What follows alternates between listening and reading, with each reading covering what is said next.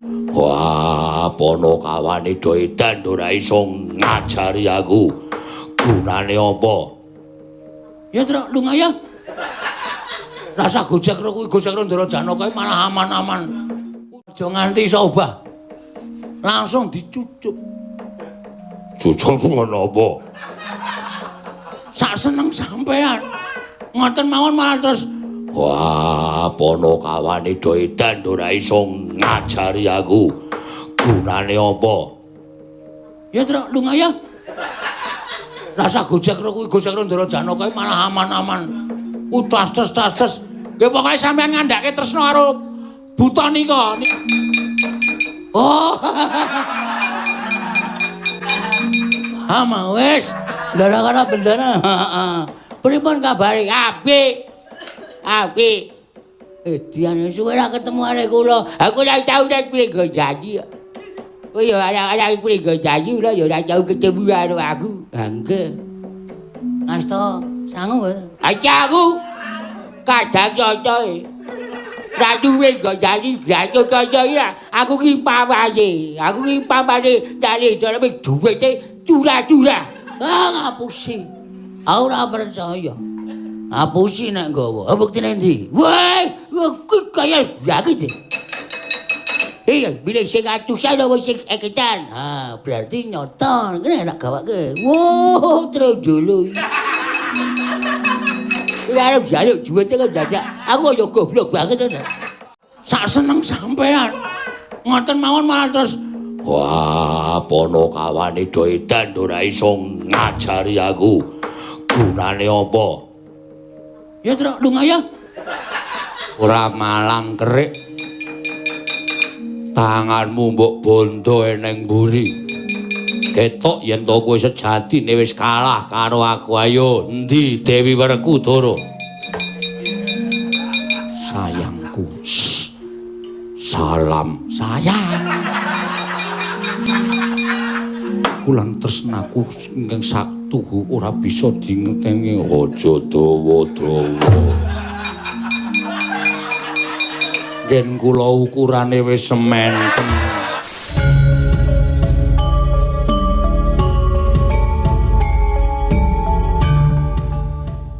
Dawa-dawa.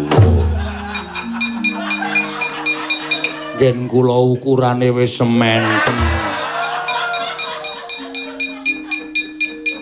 Piye, Truk? Mundur ora sampe lho. Ukurane wis sementen. Piye, Truk? Mundur ora sampe lho. Wah. Ayo ndak mban ndak pondong. Ayo ndak mban ndak pocong. Pondong. Ora bakal tiba ning kasur babut. Mesti tiba ning mantul, terus ditiba ning mantul. Kok mantul? Tiba ning patenggan. Yayi musti kaning katresnan. Babar Dewi Arimbi. Waduh ati. Ora sampe melu to, engko sikik engko melu-melu engko sikik. Piye to? Kenapa Mundur. Yo. Kuwi kokoe landhep Nggo nyuwek endas. Akon nganggo lambe wae kok nganggo sirahe dicuwek nggo kuku ora. Wis payah iki. Ben. Batur do cerewet. Ora pati nduga ora tontone kaca pesan Werkudara. Yo gage Wresanono.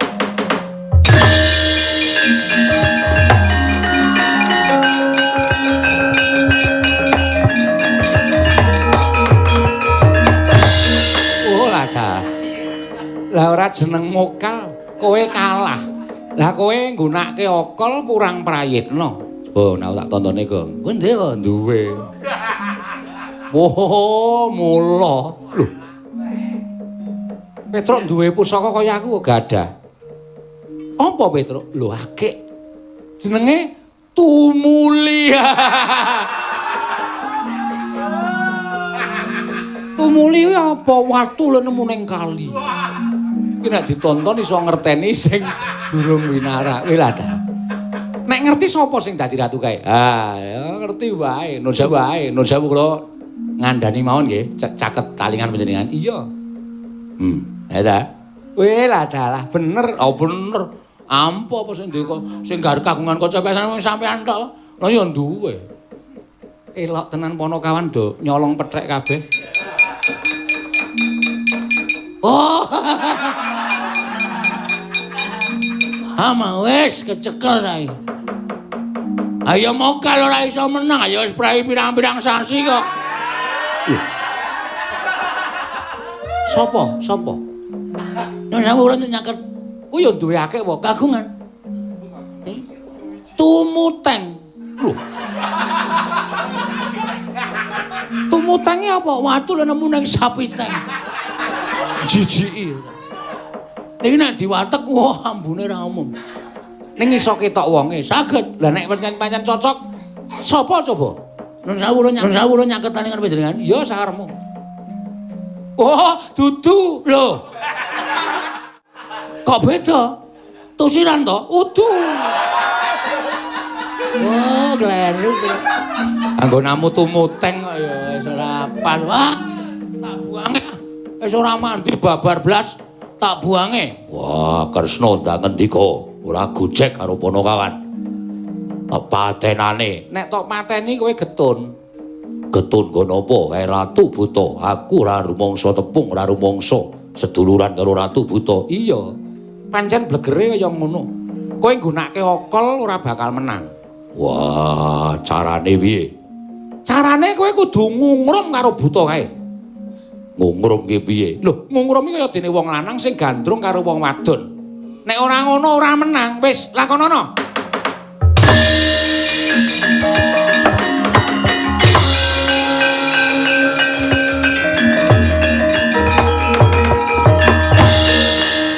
Pedro, non.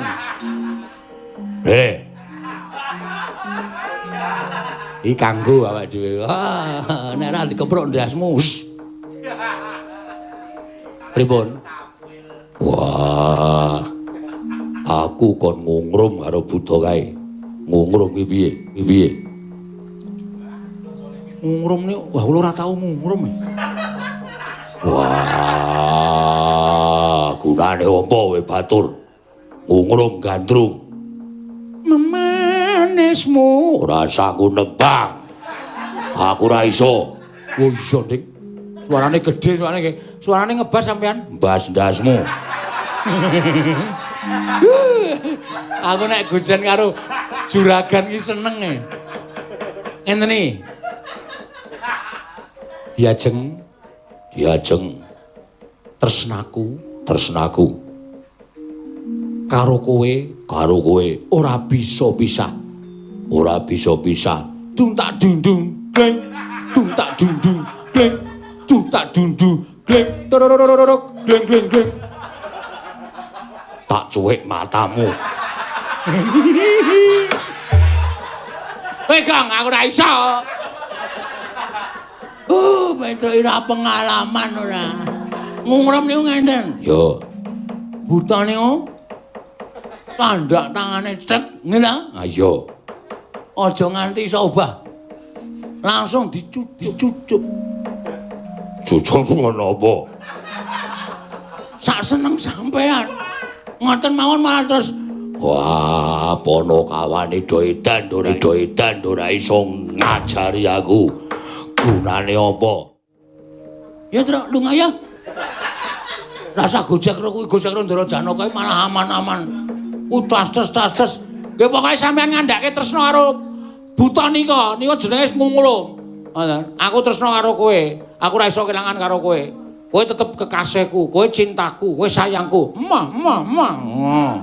Wah, yo.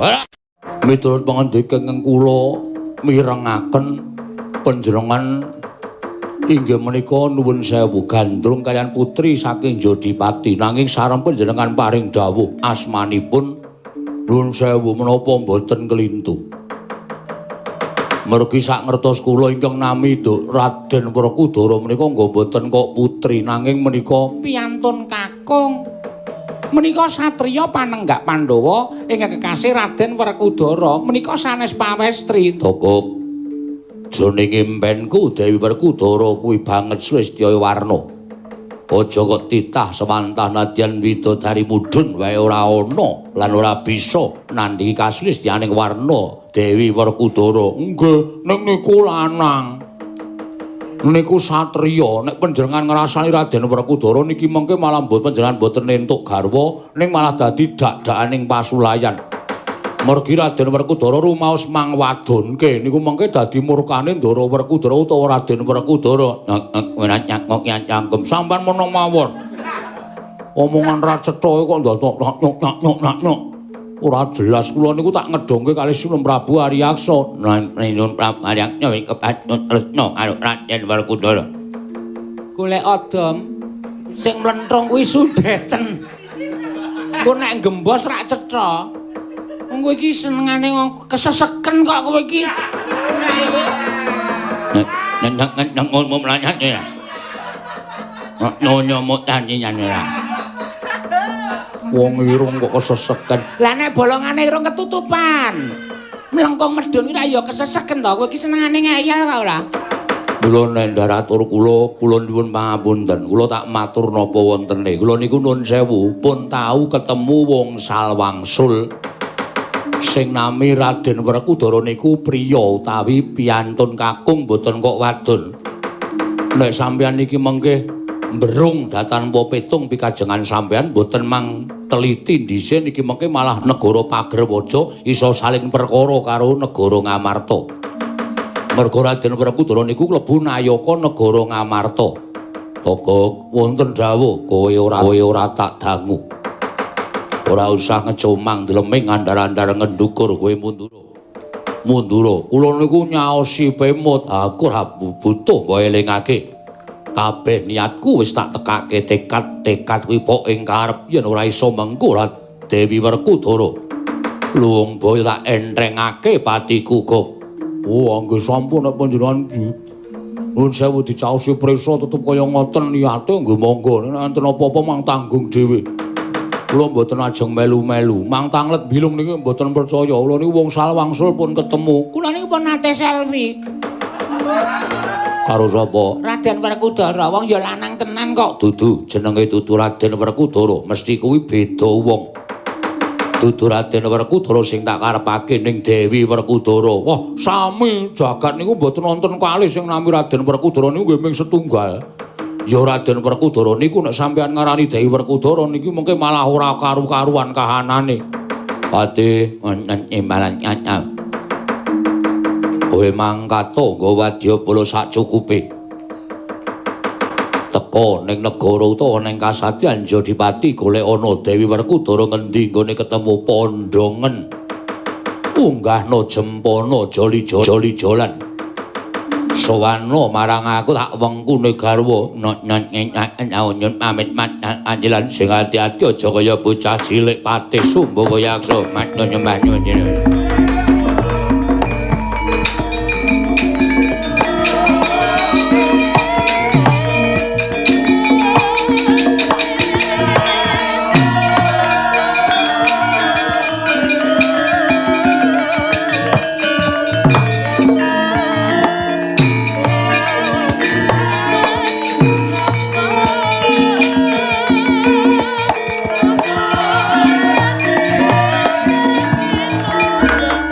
Kok yen malegak legok trembilung kang sarawita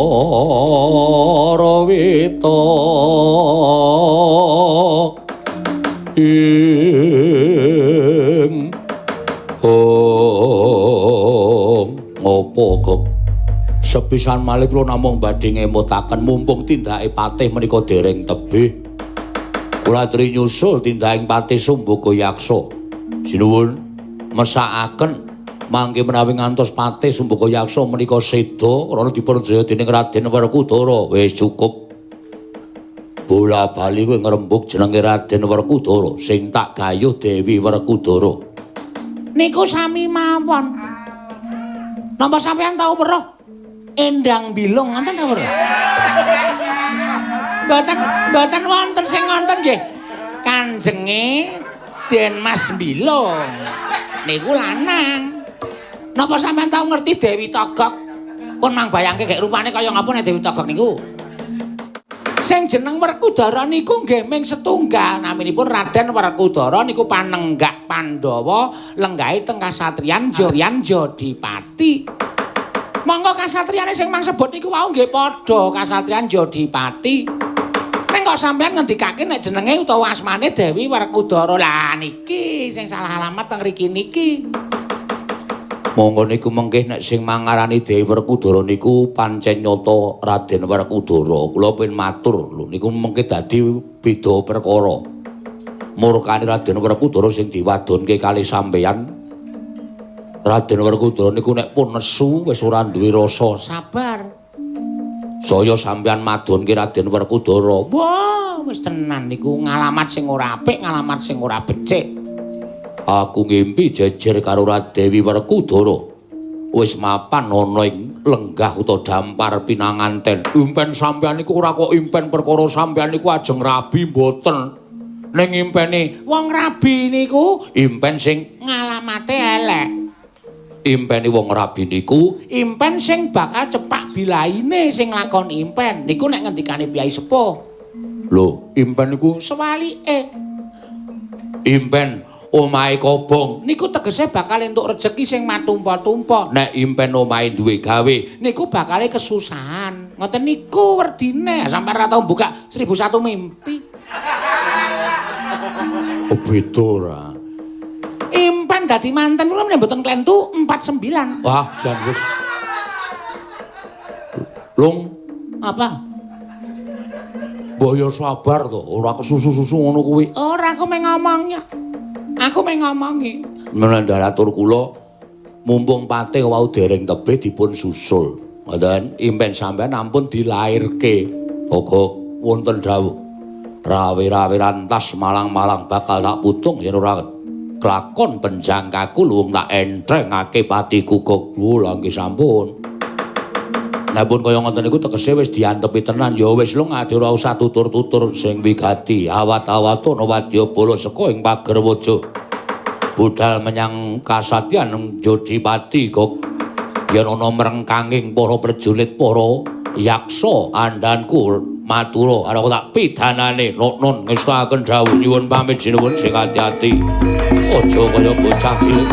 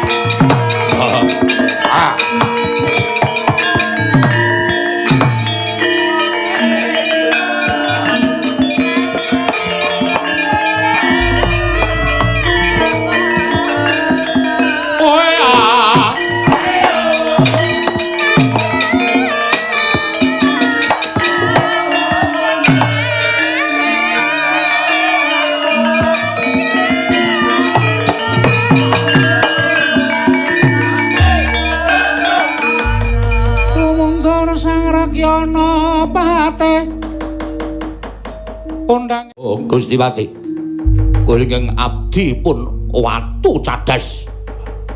Kula jumadhong dawuh. Ih, Gusti Pati kula pun abdi pun bintang laut jumadhong dawuh. Gusti Pati nadyan kula pun padas miring jumadhong dawuh. Gusti Pati nadyan kula pun fendi jumadhong dawuh. lan nyepala negara ing Ngerwanya andhaing Hyang Prabu Aryaksa. Non. Nira mengengen nyuwing Prabu Aryaksa kepengin mengko kabos jeneng putri Mulakuti wis poyo nglamar marang putri mau. Bareng lajeng cacahipun pinten? Acah piye? Aku ndhawuhi Hyang Prabu Aryaksa supaya budal marang kajayan Nyodipati ingkang wigati bakal nglamar wijining putri ingkang bakal pirengku kalih dening Prabu Aryaksa. Waladal, menawi ngaten lajeng dipun cawisaken benjang menapa? Aku diutus dening Hyang Prabu Aryaksa tekan kene wis paham urung? Iya, panjenengan dipun utus Sang Prabu Aryaksa budal ning Nyodipati. Iya. Nek menyang Nyodipati, aku kuwi didhawuhi supaya nglamar wijining wanita. Iya, nglamar wanita. Wanita mau kudu apoyong marang kanjane Hyang Prabu Aryaksa. Mula kowe apik untuk budal tak juru-juru. Lajeng jurusanipun pundi? Ngoe lan Wadyabala supaya budal cak nyuru-nyuru. Macak baris. Walah. Lajeng para Wadyabala dipun dawuhi macak cara menapa? Macak baris, matamu icak. Pacak baris. Nah, pacak baris. Bendang sing apang diparangi. Wah, pedhak dipun palangi dos pundi? Bendang apang diparangi. Bedil untet diaraki. Numpak botol ditaleni. Oh iya, ingkang botol dipun taleni. Dinyalini. Nyalin. Salini. Pendi wonten dawuh. Memetun peneng banget nengara pucaling wadya. Panjenenganing kaya bocah cilik. Metun jopo nembang pucaling wadya.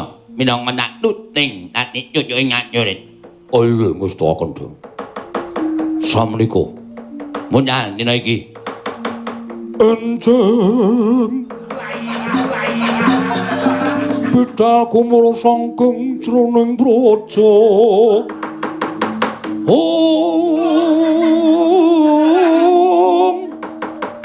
Kung ingkang palakuswa prabusananira. Lir surya wedal lira. Sangking Jalaniti arsa madangi jagat mungo paning sapucaing ukir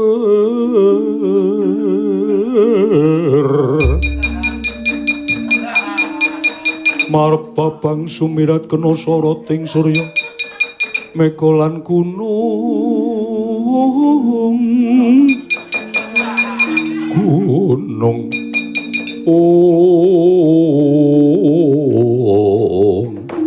menawi katute priksa sarta kabidalaken suwan-suwanci mboten badhe ngujiwani manyen kaya mangono kowe tak tuting dadi wetananing laku ngestaken dawuh titenono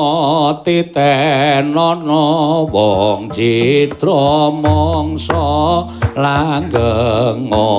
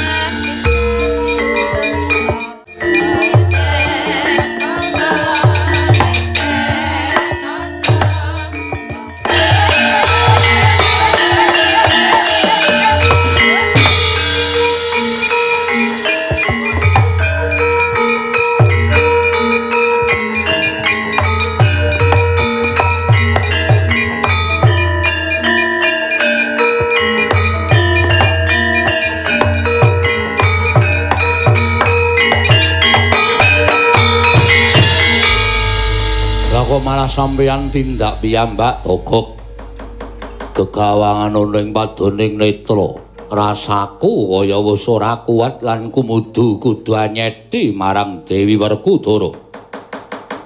Mula ndak kanthi nyaketi marang kasadyan Jodiwati tuduhna dalane yoga.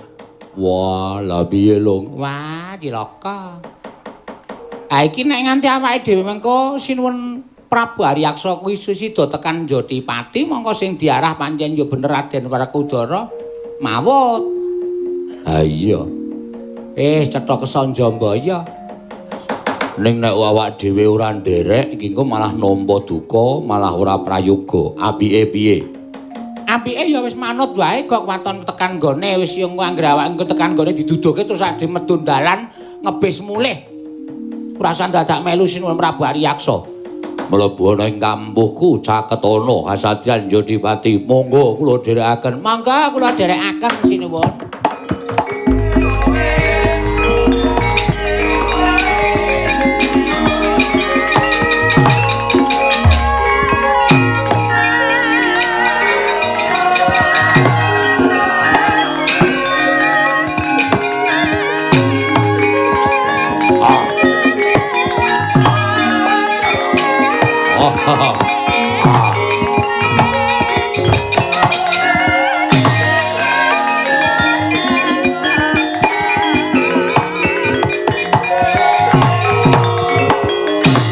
Amin.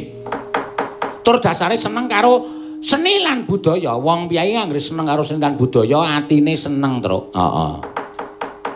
Wayang Klimen saben bengi ana Ibu Insinyur Rini Susilowati ora bakal sedih. Jam 8 stay di depan HP utawa televisi yang sudah tersalurkan oleh channel YouTube, setel channel Dalang Sena, ceklik bahagia. Ayo. Seneng ati. Iya. Ngrungokke tembang ya kuwi Praulayan. heeh. Rasa seru-seru to Neng. Suaramu ki isih dienggo meneh sesuk ndak ora ndak serak malah. Aming rong jam kok.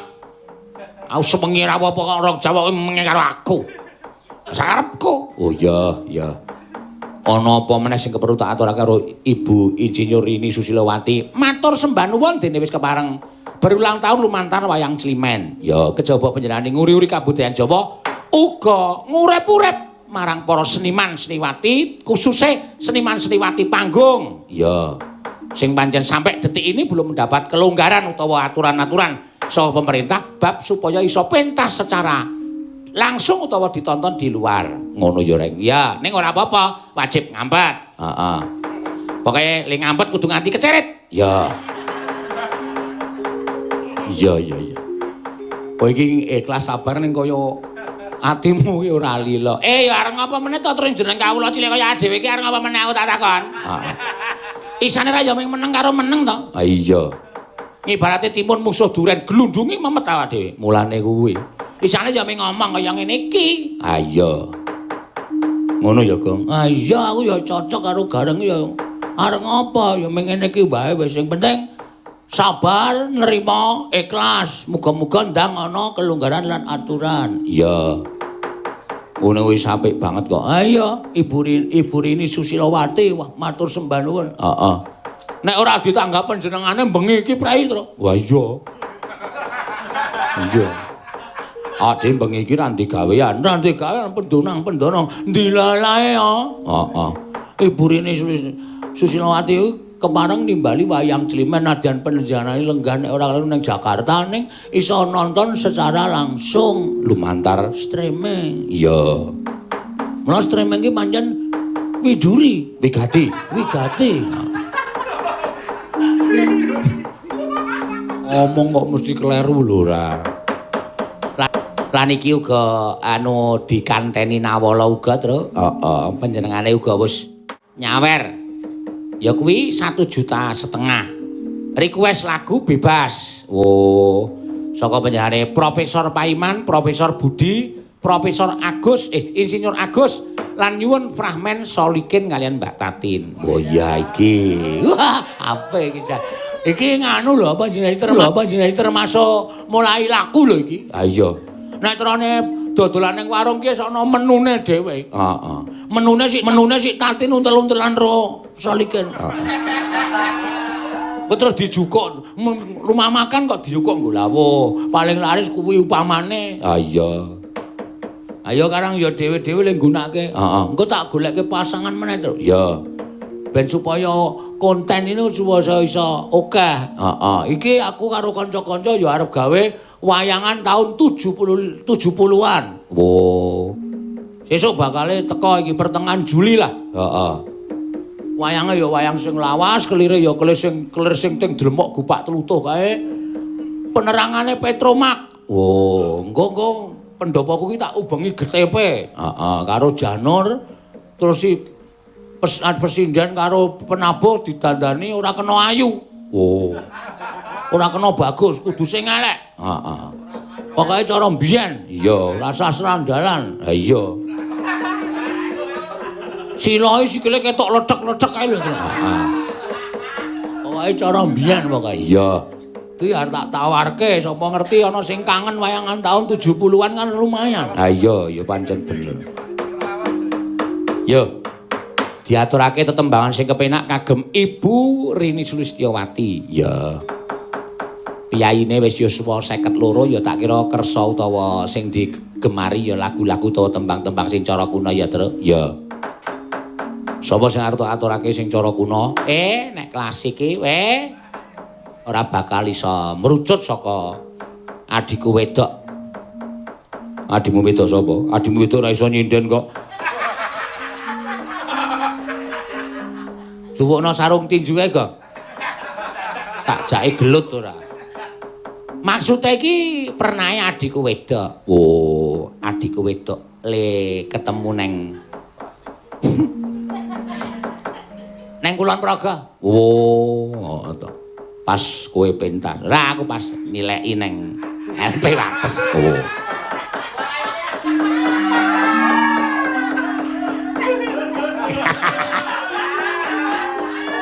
Mbok rasa ngono kuwi nek mesakake wae. Anggere digarap perkara kuwi terus raine kaya dipincuk ae. Kelemane. Keringkian. Ha iya. Monggo Mbak Ayu katuran nyekar. Heeh. Katuran nyekar tetembangan sing klasik monggo kepareng ngaturaken napa to Sinompari Jata ya kenging sing ketoke urung tau dunekke teng wayang Slimen niku mijil ketoprak. Wah ya kuwi apik. Monggo Mbak Ayu kula aturi mijil ketoprak. Tambahi gong ora dipedhot-pedhot omongan iki. Mijil ketoprak iki pelok. Ha iya sik alon-alon gendere lagi dipasangi sindik.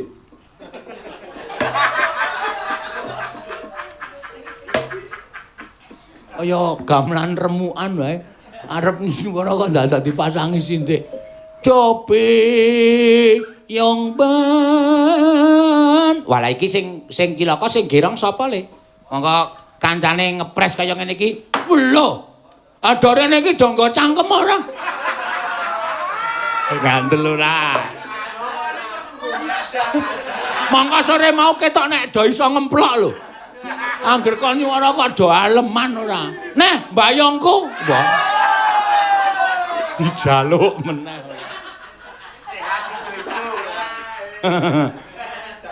Ondo nggo mamah krecek wae kena kok.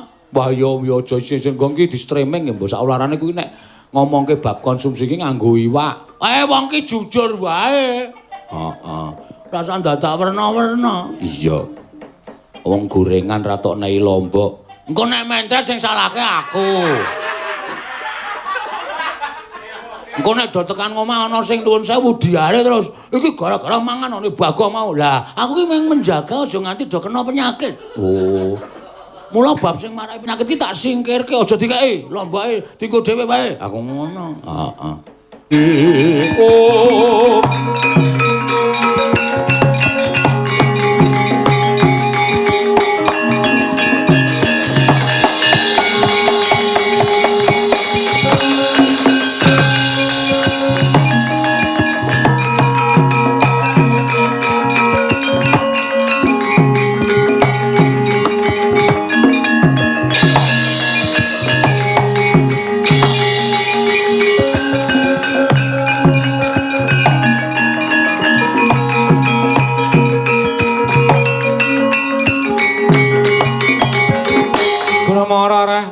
swamya ngambrang ati karunaning kaswase dosang kanda wastrat maca lengleng lalu mangulati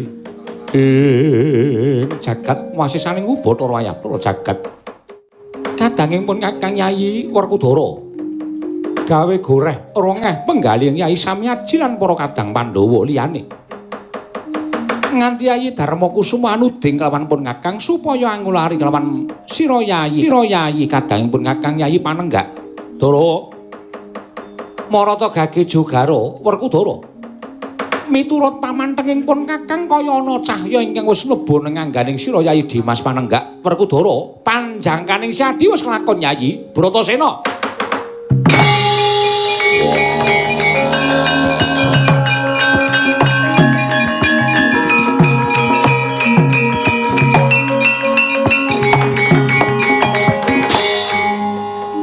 Kresna kakangku kadangipun Kakang Yayi ya njogarake nggonku tapa lamun pun Kakang ora njogarake sira Yayi Dimas mesine Siadi ora krasa lamun panjanganing Siadi wis kasembadan didikane apa Kresna kakangku iso paring dawuh ya mengkono ora jeneng disiki kelawan kersaning Wang Mahanasa pun Kakang wis ora bakal kekilapan nyurasa kelawan apa kang dadi legetaning ati ning Yayi Werkudara. Nggone Siadi mindran saka praja awit Siadi kepengin kedunungan wahyu tunggul Yayi dina samengko wahyu wis mapan ngangganing Siadi. Syukur sekethi jumurung yen to pancen kaya mengkono Dimas nanging Wuluhanira Werkudara yen to Siadi ora kondur marang negara Ngamarta mligine marang kasatyan Jodipati. Siadi kelangan gedhen. Wah, kelangan gedhen piye? Bojomu Harimbi lunga saka kasatriyan Werkudara.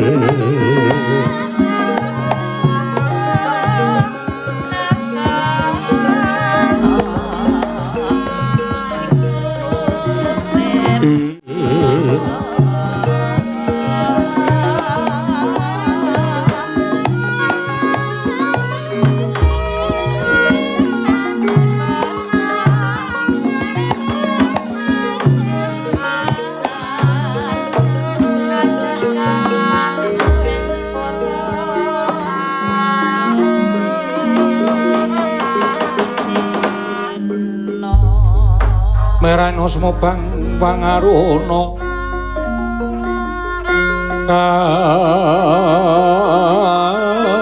katinetraning uga rapo sataning kokila ringkanikara sakatar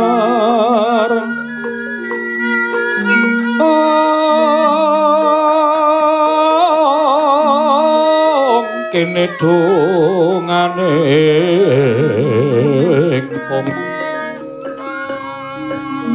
ler wowo sing pene panca Koko Prabu ngaturaken panuwun dene rawuh paduka Kanjeng Koko Prabu sesarengan kelawan kadang kula Panenggak Yayi esining Manahipun ingkang Raka Indrawati mboten badhe kula wangsul dhateng Praja Ngamarta. Menawi mboten sareng kaliyan kadang kula Yayi Werkudara. Samangke sampun katingal sowan wonten negari Ngamarta. Langkung prayogi menawi kadang menggah menapa ta wigatosipun Werkudara anggenipun nilar praja tuwin nilar kasatriyan. Dimas Werkudara barep Kakang kuwi. Apa ta sababe dene Siadi teka ninggal kelawan negara, kelawan kasatriyan lan ninggal kelawan kewajibaning kasatriyan. Mara matur kelawan kadangmu aku Yayi. Barep Kakangku.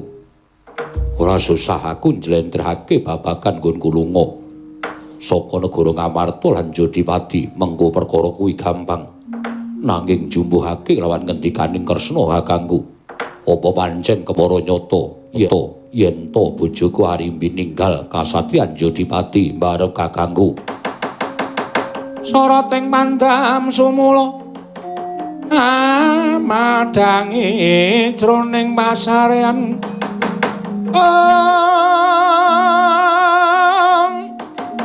ngenangi wadana katon remu-remu kalingan ngangrengeng sang diamanang kong sumungkem guling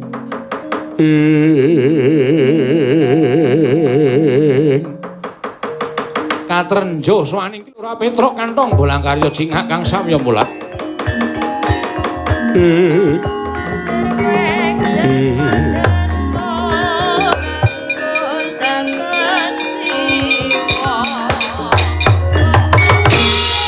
Langgeng sowan sinuwun.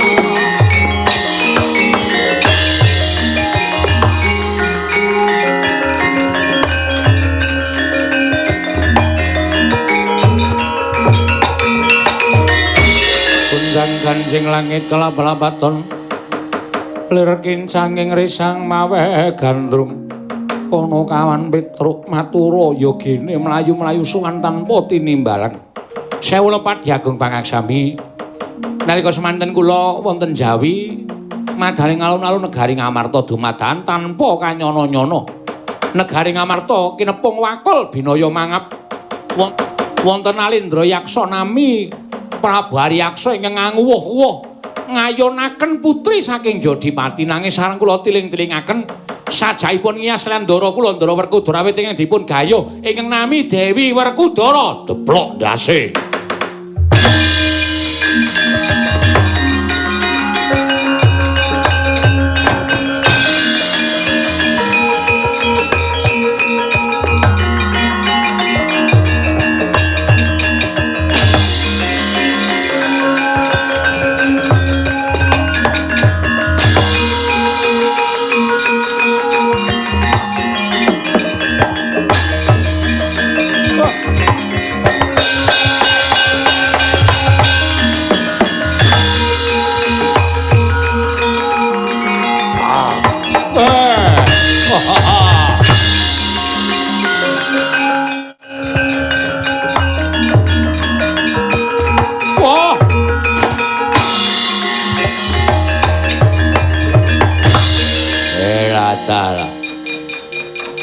Ora ana wong wadon kemliwer sing tak goleki sing ana satriya gagah piteksa sapa? Kowe sapa? Nalindra Pagerwaja Prabu Aryaksa. Wah, aku Raden Werkudara. Lho. Sing tak goleki Dewi Werkudara. Dewi Werkudara wis tak gawa menyang endi? Menyang tungkakku. Wah, ya. Wah.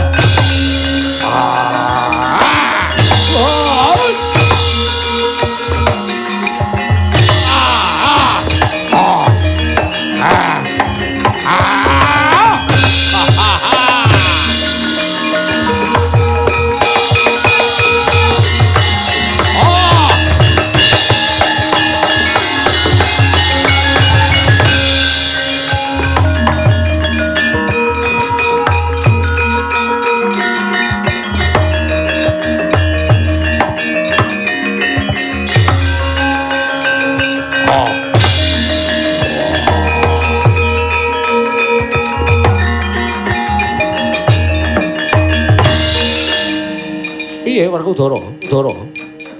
Wah. Menungso ora tatanan. Lho kok menungso ora tatanan piye? Ana ratu buta bareng ketemu karo aku. Dheweke muni arep nglamar Dewi Werkudara. Gawe muntap atiku tak pulasara ning nyatane aku dicokot. Panas awakku. Digetak gondal Kresna kakangku. Kukupan Sanaka. Ora cerdas. Aji Bandung Bandawasa. Aji Bandung Bandawasa. Wah. Ora tumomo. Gada rujak para, gada es krim rujak. Ngopo to? Omong diturokke kok nyaduk ora. Ora sampe melu to, engko sikik engko melu-melu engko sikik. Piye to? Kenapa Mundur. Mundur. Yung. Kuwi kukuke landhep Nggo nyuwek endas. Akon nganggo lambe wae kok nganggo sirah dicuwek nggo kuku ora. Wis payah iki. Batur do cerewet. Ora pati nduga ora tontone kaca pesan Werkudara. Yo kage Wresanono.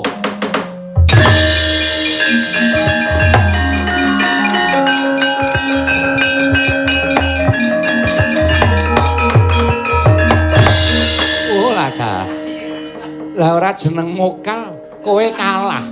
Lah kowe nggunakake okol kurang prayitna. Oh, nek tak tontone, Gong. Kuwi ndek kok Duwe. Woh, mula. Lho. Petruk duwe pusaka kaya aku kok gadah. Apa Petruk? Lho akeh. Jenenge Tumuli. Tumuli kuwi apa? Watu lho nemu ning kali. Iki nek ditonton iso ngerteni sing durung winara. Kowe lah ta. Nek ngerti sapa sing dadi ratu kae? Ah, ya ngerti wae. Nun sewu kula ngandani mawon nggih, caket talingan panjenengan. Iya. Ya ta? Kowe lah dalah bener. Oh bener. Ampo apa sing ndek sing gar kagungan kaca pesan sampean tok. Lah ya duwe. Elok tenan Ponokawan do nyolong pethek kabeh. Oh. Ama wis kecekel ta iki. Ayo mokal ora iso menang, ayo wis prai pirang-pirang sasi kok. Sopo? Nang wulan nyaket Ku ya duwe akeh wae kagungan. Tumuteng. Lho. Tumutenge apa? Watu lho nemu nang sapiteng. Jijiki. Niki nek diwatek wah ambune ra umum. Ning iso ketok wonge saged. Lah nek pancen cocok sapa coba? Nun sawu lho nyaket talingan panjenengan. Ya sakaremu. Oh, dudu. Lho. Kok beda? Tusiran to? Udu. Oh, kleru. Anggo namu tumuteng kok ya wis ora Pan wah. Tak buange. Wis ora mandi babar blas. Tak buange. Wah, Kresna ndak ngendika ora gojek karo Ponokawan. Patenane nek tok mateni kowe getun. Getun nggo napa? Ratu Buta. Aku ora rumangsa tepung, ora rumangsa seduluran karo Ratu Buta. Iya. Pancen blegere kaya ngono. Kowe nggunakake okol ora bakal menang. Wah, carane piye? Carane kowe kudu ngungrum karo buta kae. Ngungrum ki piye? Lho, ngungrum iki kaya dene wong lanang sing gandrung karo wong wadon. Nek ora ngono ora menang. Wis, lakonono.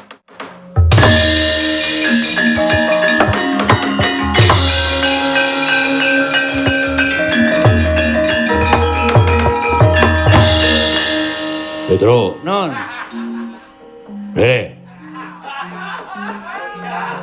Iki kanggo awake dhewe. Ah, nek ora dikepruk ndasmu. Pripun? Wah. Aku kon ngungrum karo buta kae. Ngungrum ki piye? Ngungrum ni, wah kula ora tau ngungrum. Wah, gunane apa we batur? Ngungrum gandrung. jenismu. Ora saku nembang. Aku ora iso. Oh iya, Dik. Suarane gede, suarane ngebas sampean. Mbas ndasmu. Aku nek gojen karo juragan ki seneng e. Ngenten iki. Diajeng tresnaku karo kowe ora bisa pisah. Dung tak dundung gleng, dung tak dundung gleng, dung tak dundung gleng, tororororok gleng gleng gleng. Tak cuwek matamu. Kang, aku ora iso. Petro ora pengalaman ora. Ngungrem niku ngenten. Yo, Buta niku tandak tangane cek, ngene. ayo. Aja nganti iso obah. Langsung dicucuk. Cucuk ngono apa? Sak seneng sampean. Ngoten mawon malah terus Wah, ponokawane do edan ora iso ngajari aku. Gunane apa? ya Tru lunga ya. Rasa gojek kuwi gojek Ndara Janaka malah aman-aman. Ku tas-tas. Nggih pokoke sampean ngandhake tresna karo Buta nika jenenge Ngulum. Ngoten. Aku tresna karo kowe. Aku ora iso kelangan karo kowe. Kowe tetep kekasihku, kowe cintaku, kowe sayangku. Emah. Wah, yo. Ora, lototke.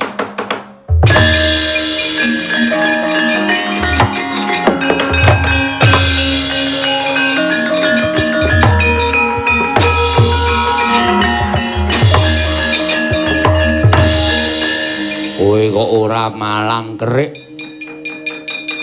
Tanganmu mbok bondo eneng mburi. Ketok yen to kowe sejatine wis kalah karo aku. Ayo, endi Dewi Werkudara? Wah. Katresnanku, nanku. Sayangku. Salam sayang.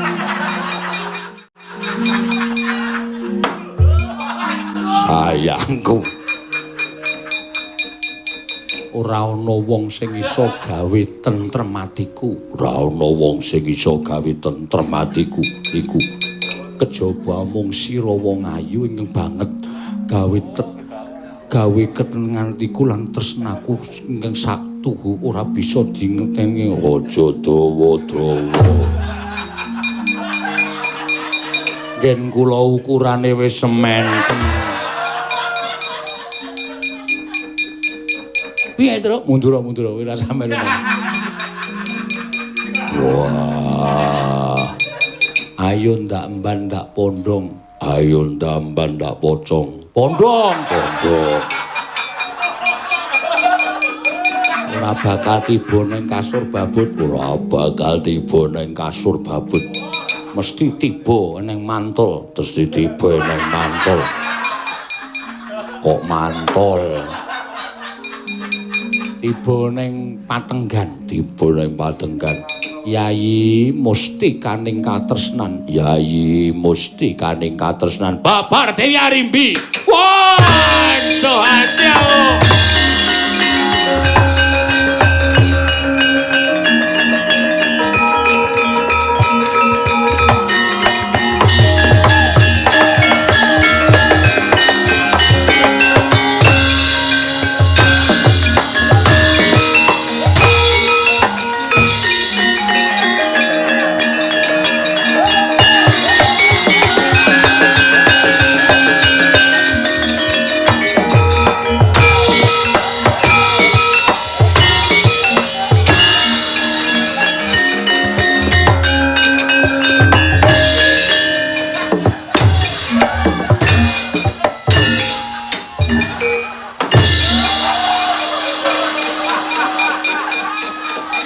Tiar.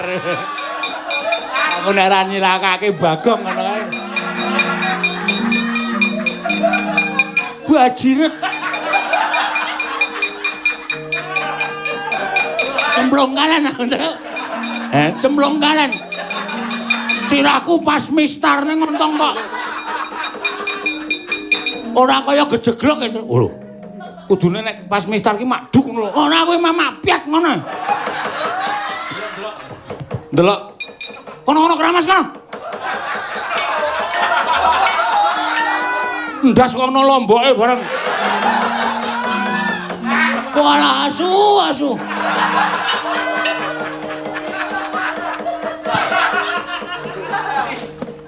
Bakong tiba teng kali. Mak piek ngonten. Ya ben. Mangkel aku. Waduh iki disampuke ra ilang. Tak kumen dasku. Pangeran.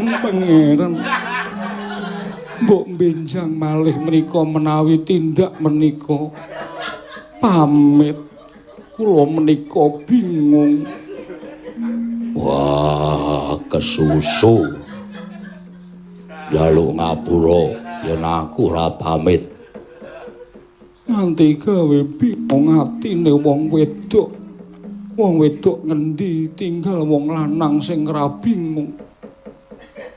Golek ijol ya ora ana piyayi gagahe kaya ngene.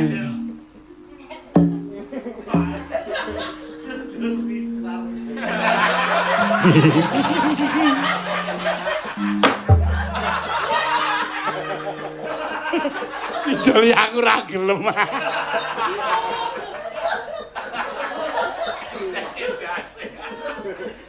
Seneng tenan aku.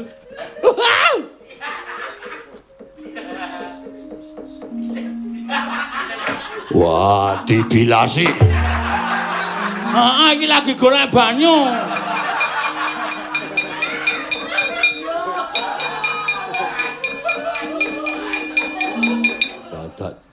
Dadak dadi buta barang. Goleki sampeyan.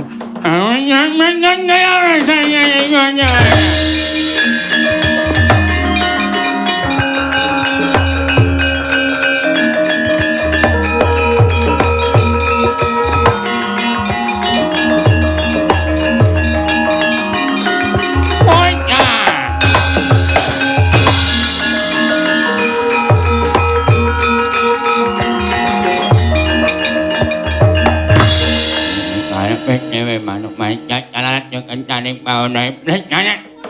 Aku ora nerima angin kutik ilang nyak kecep aku cuma kaya nyampean ora kalian. Truk uyeke iki truk ndak ramon. Wah. Matane kena sabun merem kok kon nguyek.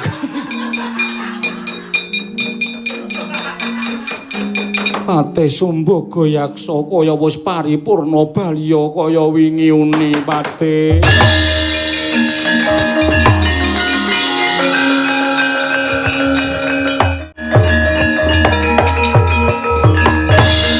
Wow. Ndara kala bendana. Piye ya Jaya? Karagiya Truk.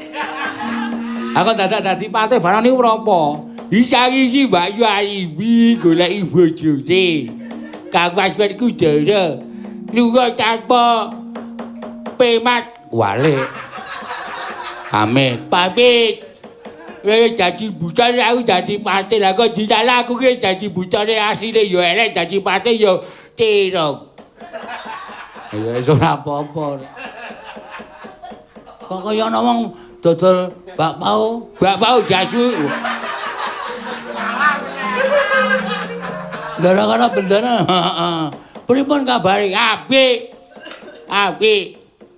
Diane suwe ra ketemu arek kula. Aku ora tau nek prenggo janji. Oh ya arek prenggo janji ora ya ora tau ketemu karo aku. Ha nggih. Asta sangu. Aja aku kadang cocoke. Ra duwe nggo janji gaco kaya ya. Aku ki pamane. Dale dhewe duwite curah-curah. Ngapusi. Aku ora percaya. Ngapusi nek nggawa. Buktine ndi? Wah, kuwi kaya blaki deh. Iya, bilih sing atusan apa sing eketan. Berarti nyata. Kene tak gawake. Wow, terus dulu. Iki arep njaluk dhuwite kok dadak. Aku kaya goblok banget to. Jahat Ponokawan trembelipun. Trembelipun. Pun. Ya kok aku tak bali ya yu aku wis rampung pakaiane Baliya kala bendana.